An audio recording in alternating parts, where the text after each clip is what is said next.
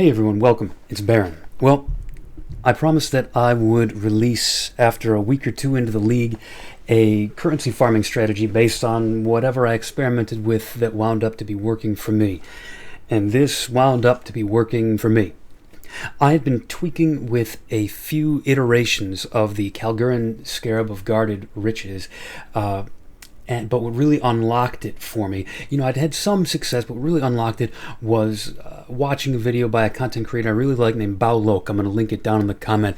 And he had some ideas that I applied here that really turned the corner on this strategy. So I'm still doing things a little bit differently than he does, but by and large, I'm using mostly a version of his strategy, and I wanted to kind of go through it. What you're looking at right now is the aftermath of a tier 16.5 map that I just ran.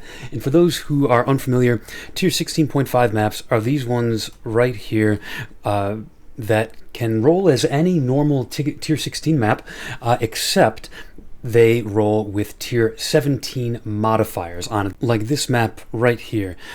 So the tier 16.5 maps refer to these Originator influenced maps, and basically any map that could drop as tier 16 has a chance of dropping as tier 16.5. That's what Grinding Gear Games kind of called it internally.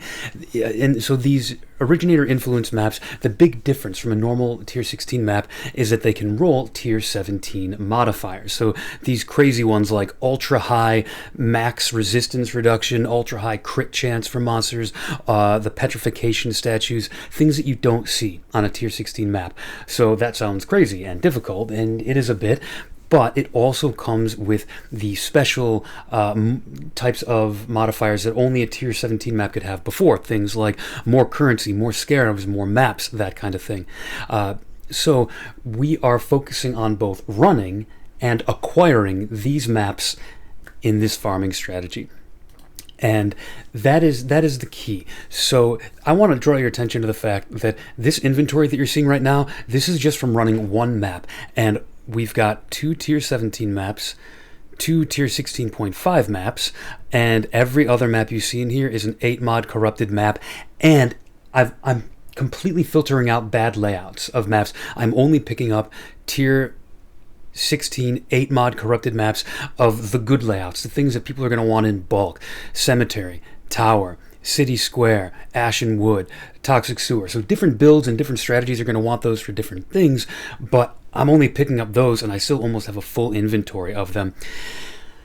This is going to be a lot of currency. Yes, the drawback is you're probably going to have to sell these on the Forbidden Trove Discord server, or go through the tedious process of selling them one by one. So that is definitely a drawback of the strategy, but the profit is outrageous, especially considering, as we'll see when we go back to town here, the input costs are so low. I'm self-farming. So far, I have not bought a single Originator map. I have self-farmed everything. I've just run the stuff that I've picked up off the ground with a bunch left to spare. So the ones that I've got to spare are in this tab. I've got the uncorrupted ones here, the corrupted ones here. I've gone back and forth. The reason I have some of each is I've gone back and forth between whether or not I'm running the Cartography Scarab of Corruption. That's the one that causes all of your maps to drop 8 mod corrupted. And I was worried at first that I wasn't going to be able to sell Originator maps if I found them 8 mod corrupted. There didn't seem to be anybody listing those in the TFT sales section. I scrolled back an hour or two, and maybe it was just the time that I looked, but I didn't see anybody attempting to sell those. However, I did pop over to the want to buy section where people were saying things that they were offering currency for, and there were people offering currency to apply their regex to your tier 16.5 8 mod maps, and buy them for 40 chaos each, 50 each, 80 each, 100 each. I'm sure that the price is, tends to be tied to well, how greedy the person is being, and also how strict their loot filter is. So between the ability to sell some of those to them, and then the ability to run these myself, I'm okay with that. The profit's really going to come from tier 17s and a bunch of sold in bulk tier 16 8 mod corrupted, and I have a lot higher of a degree of confidence of my ability to sell the tier 16s, the ones with the normal modifiers, of which I'm getting a boatload. By the way, I had to change my favorites because I already acquired a completely full stash tab of everybody's good friend Jungle Valley here. Most of these are 8 mod corrupted. I should clear out the ones that aren't so I can make room for a few more that are. But tons and tons of these, and then you're also going to get profit from the tier 17s. These are going to go for 40, 50 chaos each. It depends on which tier 17 you find. That is one drawback to running the Originator maps as you find them instead of just buying whatever layout you want. Different map layouts have different tier 17 maps associated with them. So let's see. Let's just check each of these. So Abomination is going, it's cheap. It's 20, 25 chaos, though in bulk. Actually, you know what? It'll be better if I just bring over TFT, honestly. And let's look at, realistically, what are people selling these for right now?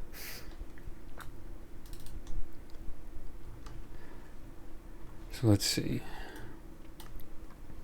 Here you go. This guy is selling Abomination in bulk, 45 each, Citadel 35 each, Fortress 60 each, Sanctuary 45, Ziggurat 45. Let's see if that's comparable to, you know, go back up and find somebody else.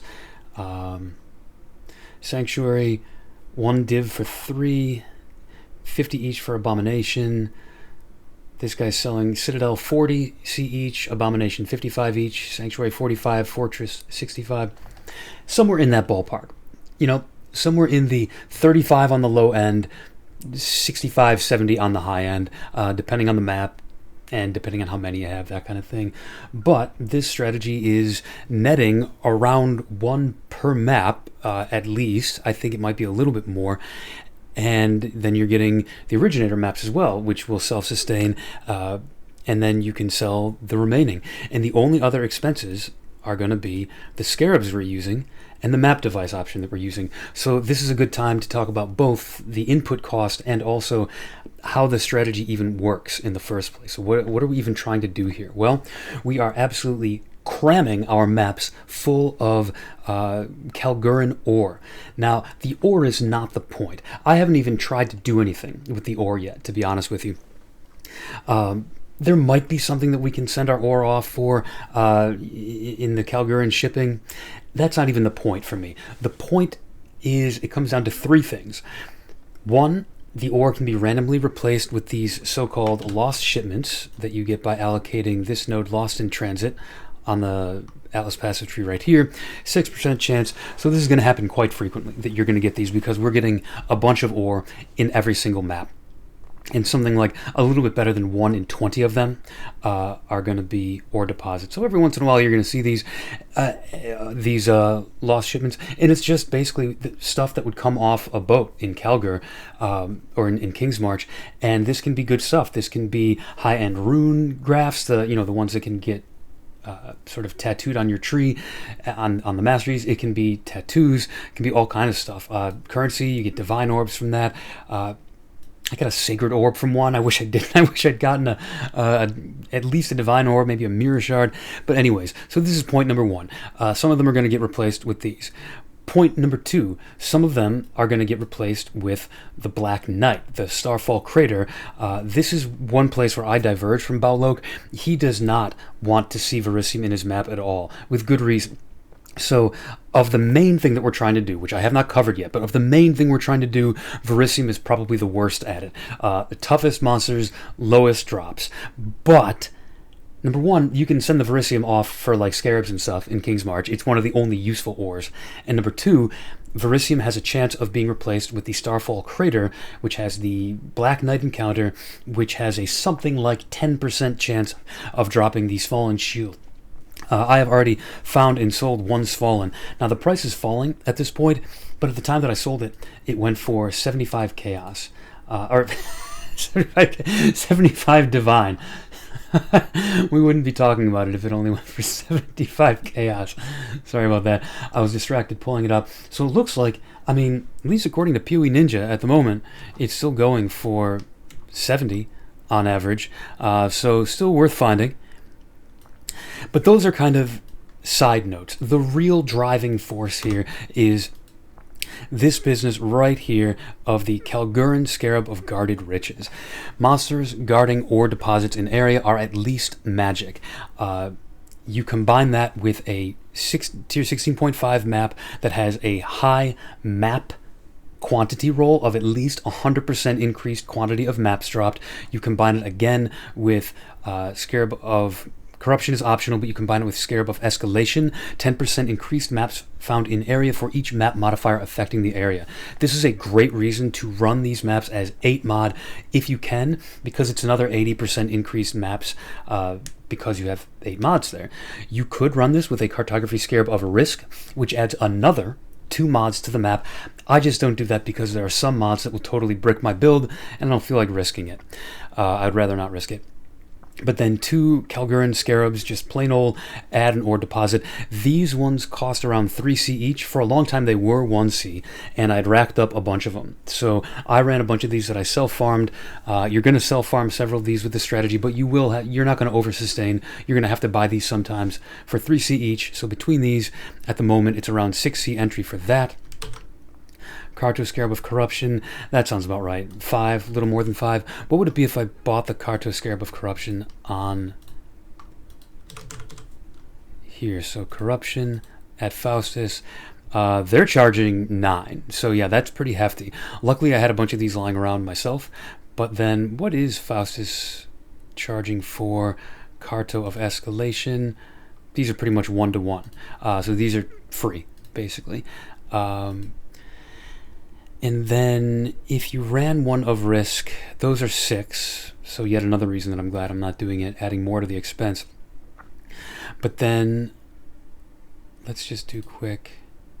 Kalguuran Scarab. Yeah, 1-to-3. That's about right. So yeah, the idea is you pump up a bunch of ore into the map. You take the map device option for another 3C that gives you 1 ore deposit, then a second ore deposit from this Scarab, a third ore deposit from this Scarab, and then you go to the Atlas passive tree and you show stats over here and search for ore so it highlights it. We're definitely going to have an ore deposit, so this says it has a 50% increased chance to contain at least 2 ore deposits. It is confirmed that this sets kind of like the baseline number of ore deposits. This does not get overwritten by the fact that you're already including 2. This works in our favor, in other words. Like this still has a chance of adding another one. Bismuth Crimson. So this line here means it automatically contains at least 1. So basically, 1 from the passive tree, 1 from the map device option, 2 from Scarabs gets us to 4, and half the time you're going to have 5 as well. So that's pretty good. And the ones that you're going to want to encourage are Bismuth. So this increases the chance of getting a Bismuth ore deposit. This is great because Bismuth, I knew I was going to mess that up. Once you click on it, it adds a mod to nearby, or not to nearby, to all enemies in the area, which increases their drops. And then Crimson Ore. This is a funny one because in Settlers League, Crimson Ore was by far the worst one. You didn't care about Crimson Ore. There was some gold strategies where you cared about getting the unique spawning bulb guys, but other than that, you didn't really care about Crimson Ore. Here, they've nerfed the unique spawning bulb dude, the guys who vomit out all the other enemies. Those aren't even unique anymore, so you're not getting a ton of gold from them. They are normal rarity. But the dudes who spawn out, there's just a stupefying number of them. That's why it works so well with this strategy. Every single one of these guys is going to be magic because of Guarded Riches, and you just get a crazy amount. I'll throw a screenshot up there of what the aftermath of one of these Crimson Ores looks like. It's crazy. So this is worth doing. Verisium is worth doing if you want to fish for the jackpot of getting that Black Knight, getting that Fallen, and then the other two are just bad. You don't want Orichalcum, and you don't want Petrified Amber. Let's see. The rest of the passive tree is just straight up map mod effect, increased map chances, red altars, and like that's it. There's a little bit of shrine stuff here. The other ore stuff, rarer varieties, which is good because Verisium and Bismuth are rare varieties. Now, BawLoch doesn't take this. He wants more of the crimson ore. Here's what I find. I'm willing to bet that the distribution of ore, the calculation behind that, is identical to the calculation they use behind Expedition. The varieties seem to appear in exactly the same way, where in Expedition, you get Gwenin and Rog all the damn time, and Tujin a little bit less common than that, and Danig a lot less common than that. It seems to work the exact same way. So even with this allocated, I'm still getting at least one crimson ore per map, and sometimes 2 or 3 of the things. So this is just personal preference. I'm still getting a ton of maps. I don't find that this hurts me. As you saw from my stash, that was only from having run a chunk of these maps. And let's see, what else to say? These are also really good maps for farming gold. Look at this, I have hundreds of thousands of gold. I never have hundreds of thousands of gold. That's unheard of. Which brings me to the other important thing about the strategy. It might be the last important thing about the strategy. The fact that tier 16.5 maps have one additional unique property about the maps, and that is that there are these Petal skills, these memory Petal skills that are randomly assigned to you at the beginning of a map, whenever it's a 16.5 map. I'm going to be honest with you. When I first played these memory maps, I hated these things. I ignored these entirely. I tried them a couple times and loathed them.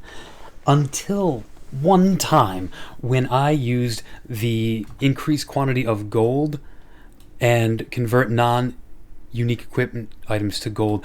I activated this one outside of a crimson ore deposit, and just it exploded with gold. On a map like that, I'm getting between 100 and 200,000 gold in that map. So that completely changed my mind on these. So let's go through quickly and talk about what each of these does and whether or not you want to use it and how important it is. So from the top, Memory of Desire consumes petals to cause just to back up real quick. The petals are things you gain. You're killing monsters and you're running over little environmental effects that grant you these petals. They build up along the bottom of your screen, and you can use a skill at the cost of some petals. Okay, Memory of Desire consumes petals to cause affected nearby monsters to have a chance to gain bonus rewards and 100% increased toughness. Toughness is a defensive layer that it's not health, it's not armor, it's not any of that stuff. It's a monster-specific thing. It's just a way of multiplying their difficulty in a way that is not easy for a player to overcome. The only way to overcome it is just by getting more and more DPS. You can't, penetrate through their armor and stuff like that. Anyways, so they get toughness and they get bonus rewards, the little icons above their head, the currency icon, the scarab icon, that kind of thing. Higher rarity monsters have a higher chance to gain rewards. Fair enough. The number of petals consumed is proportional to the power of affected monsters. So monsters that are magic are worth more power, and monsters that are rare are worth more than that, and monsters that are unique are worth even more than that. And this says that the distribution is that the chance of getting rewards is 7% for a normal monster, 15% for magic, and then rare and unique are 100% chance to get these bonus reward tiles. So that's good. That's fine. It doesn't have any particular interaction with this strategy, but it's worth using when you come across it. It certainly, as long as you can handle the monster's increased toughness, this is totally worth it. Next up, Memory of Disbelief. Consumes petals to cause affected nearby monsters to not be able to drop items that can have rarity. The number of petals consumed is proportional to the power of the affected monsters. That's going to be that last line there, the proportional to the power. That's going to be for all of these. You consume more petals in order to impact higher difficulty monsters. So in this specific strategy, you want to ignore this one. You want to pretend that this one does not exist, because a map is a type of item that can have rarity. And so this will call, every time you click this, it will say all nearby monsters will immediately stop being able to drop maps. And maps are the whole point of this strategy. So with almost any other strategy, this would be amazing, because this would mean that their entire loot pool becomes scarabs, currencies, and fragments and stuff like that, which is the stuff that generally you want to be dropping. So in so many strategies, this would be a good thing. You would drop the same number of items, but they're all forced to be not gear, and the gear is pretty bad usually. Well, it also means they can't be maps, so we have to ignore this. Next up, Memory of Familiarity. Consumes petals to cause affected nearby monsters to have either 200% more item quantity or 90% less item quantity, and have all dropped items be of the same type. The number of petals consumed is proportional to the power of the affected monsters. So this is just a fun one. Like, I don't know whether the math suggests that it's like good or bad, but I use it, I get these big loot explosions, and it's fun. I say play around with it, and I think you're probably going to find that you want to keep using it. Next up, Memory of Impatience. Consumes petals to extract souls from nearby monsters. Power is proportional, yada yada. These souls are not Vol souls to use your Vol skills. Editing Baron here, that's not quite true. So in fact, the souls that you get for Soul Eater are in fact the same type of souls as you get for Vol skills. And I thought that I noticed something wonky when this option would spawn on a map and I was trying to use my Vol Arc skill. And yeah, they are a shared resource, actually. So this is not giving you souls towards your Vol skills specifically. It is giving them to you for the purposes of the Soul Eater buff. The problem is they do seem to compete with your Vol skills, and it's not clear to me what the best strategy is to make sure that you can keep using your Vol souls in a map and your Vol skills in a map when this is active. Should I be using this, not using it? Unclear. Still need some experimentation, but I've definitely noticed that in maps with this modifier, this power on them, my ability to use Vol Arc is diminished, and I need to figure out how much of that is under my control. More to come on that. These are souls in the sense of the Soul Eater buff. So let's take a quick look at it. I can actually just click on it. I don't have to go. It's a buff that causes affected characters, monsters. When you eat a soul, it's capped at 45 stacks, and for every one of these stacks, you get 5% increased attack speed, 5% increased cast speed, and 1% increased character size. Monsters get a less damage taken per soul. We don't. Now, this is good for pretty much every build other than mine. So I'm an Ignite build, so I don't really care about cast speed so much. Like, it's a good quality of life. And unfortunately, I've got some mana issues at the moment that I'm still working through, so cast speed doesn't really help me. It actually even hurts me a little bit, but I'll still use it in a pinch if I need to blast out some damage. Your mileage may vary. Your build may get a lot from this. It makes you a lot stronger. Next up, Memory of Impulsiveness. Consumes petals to cause affected nearby monsters to have 200% increase item rarity and convert non-unique equipment items to gold. This is one I talked about. This is amazing. It also gives 200 increased quantity of gold. I love this memory. When I get this, I jump for joy. Like, I feel great when I get this. No notes. Next up, Memory of Mocking. Consumes penalties to gain the modifiers of affected nearby magic and rare monsters for 30 seconds. It's Headhunter. It's Headhunter plus Replica Headhunter. You can get both magic and rare modifiers. It just makes you stronger. Yeah, it's good. No notes about that either. Memory of Panic. I actually haven't gotten this one yet, and I assume that these are weighted in some way because I've received many of these all the time, and I just haven't gotten Memory of Panic yet. Consume petals to cause affected monsters to revive on death, dropping loot and granting experience again. This is nut bars. This is amazing. This is just doubling. You just save this up for your Crimson Ore deposits, and you hit it, and you just get to kill them twice, and it's ridiculous. So I'm looking forward to getting that one. I suspect it is weighted low. Like, I think you're unlikely to get it. Either that or I've just gotten terribly unlucky. That's possible. And then the last one is Memory of Suspicion. Consumes petals to cause affected nearby normal monsters to have a chance to be upgraded to magic or rarity. So this is like the fractured monsters, I think, in tier 17 map mods. Not quite like that. That causes them to upgrade iteratively. But this is good. You want things to be magic and you want them to be rare. More loot, more maps, more drops.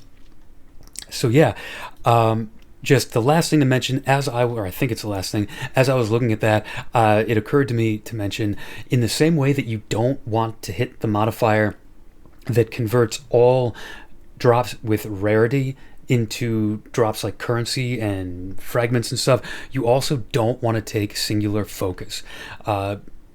Singular focus seems like it would be good. It gives us more of our favored maps, but it doesn't convert all of our maps into favorited maps. It converts all the other ones that would have dropped into currency. Again, we don't want that. I want non-favorited maps to still drop.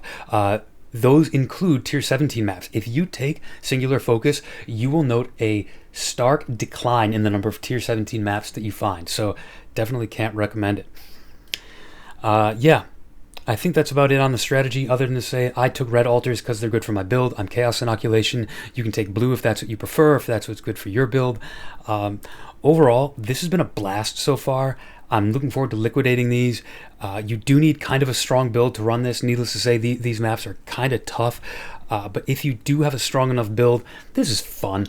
It's just really fun to see these explosions of gold and Originator maps and tier 17 maps, and the fact that you're getting, I mean, like, God, I'd be shocked if I'm averaging less than 100 chaos per map, really, between the tier 17 maps, the Originators, the 8 mod Corrupted.